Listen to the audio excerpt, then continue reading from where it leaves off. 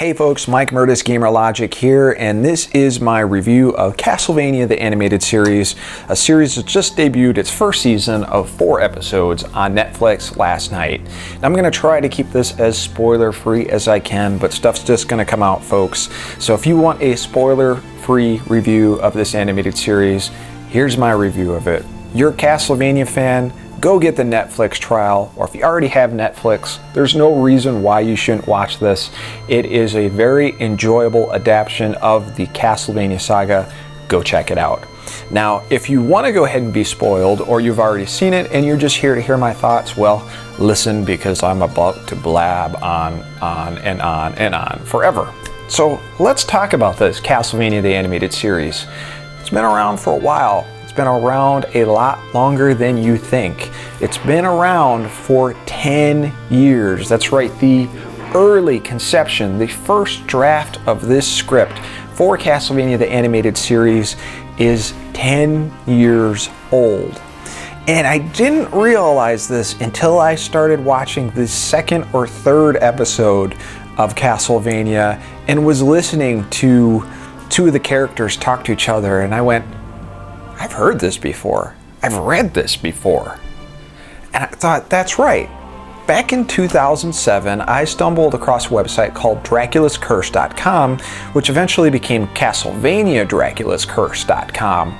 And what this site was the production blog for this very animated series. And in a post dated like July 2007, 2008, there was a little snippet of the first draft, a scene for this animated series, and it comes pretty close to verbatim for what you see in the animated series. And reading through this whole production blog, you'll actually find that there is a lot of stuff that was already set into stone, and you see it on this very Netflix animated series over 10 years later. Now, remembering that, I thought, I wonder if that blog is still around, which it was not. Thankfully, the Wayback Machine came into play, and I was able to look up Dracula's Curse, get the redirect for CastlevaniaDraculasCurse.com on the Wayback Machine, and I'm able to go through that entire production blog. So if you've watched the show and you're interested in finding out some of the back history about how long this damn thing took, check it out. It's really cool. And it also explains the recent announcement. I'm sure you guys know that the first day that this series was launched, Netflix said, we ordered a season 2. Well, reading through the production blog, this was supposed to be a trilogy of 3 releases. So if you think about that, you got a DVD that's maybe 2 hours long, and you're gonna do 3 different releases for that trilogy. Well, 2 hours, 4 episodes, disc 1. Disc 2, 4 hours, or 2 hours, 4 episodes, disc 3, blah, blah, blah. You get what I'm talking about here? So now, instead of doing this trilogy release like this thing thought it was going to be, they're just gonna take this trilogy. They did the first portion of it, and season 2 is going to be the second and third parts of the trilogy, and then they're going to be done. But this script has been around for a long time, folks, so it's no wonder that the presentation, the plot, all of this is what it is, because it's really had 10 years to be massaged and made into what it needed to be. Alright, again, I'm gonna try to not go full on with spoilers here in case you guys have accidentally stumbled upon this video like halfway through or something. But let's talk about the storyline itself of this animated series. In the beginning of it, I will say that I was a little worried at first. It basically shows the encounter, the very first encounter of Lisa and Dracula. And if you're familiar with Castlevania Symphony of the Night, you will know that Lisa eventually became the wife to Dracula. It was the one human he loved. And this first encounter is kind of weird. It's a little cheesy, it's a little funny, it's a little strange, but you're not quite sure what to take of it when you see it, because you're like, man, is the rest of the show gonna be like this? Is it gonna be this cheesy and sappy?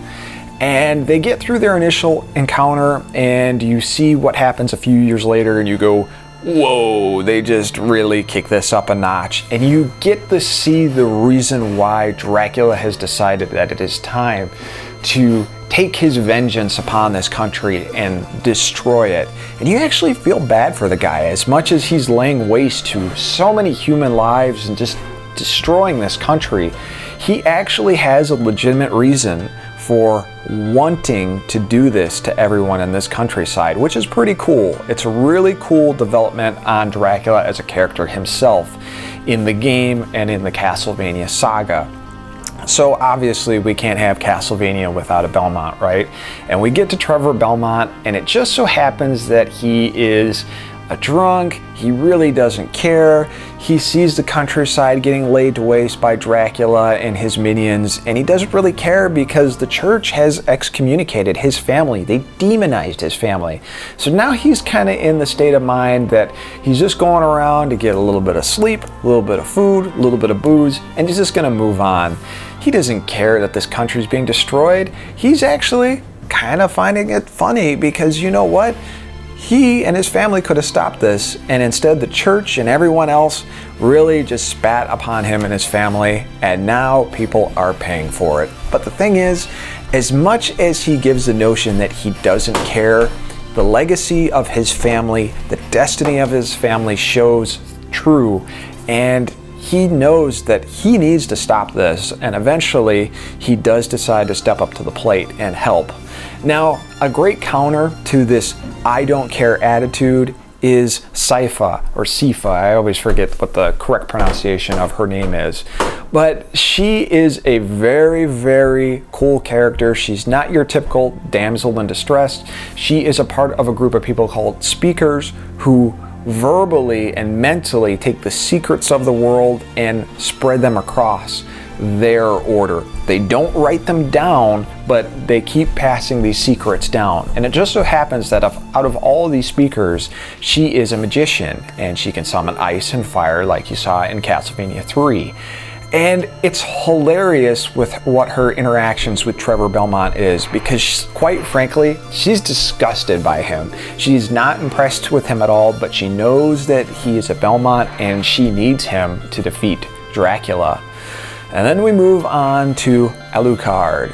And Castlevania 3, the version of Alucard that you see there, not the version you want to see, especially after playing Castlevania Symphony of the Night. And thank God that the team behind this animated series, the writer behind this animated series, made Alucard like he was in Castlevania Symphony of the Night. This majestic, badass, half-vampire prince that just wants to take vengeance on his father for putting him in the place that he is in, and wants to make the last request of his mother done right. He's a cool character. His sword is excellent. His sword play is just like it is in the game, kicked up a few notches.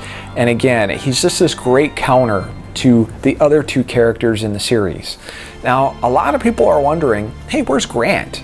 Where is the Acrobat? Where is the pirate that was featured in Castlevania 3?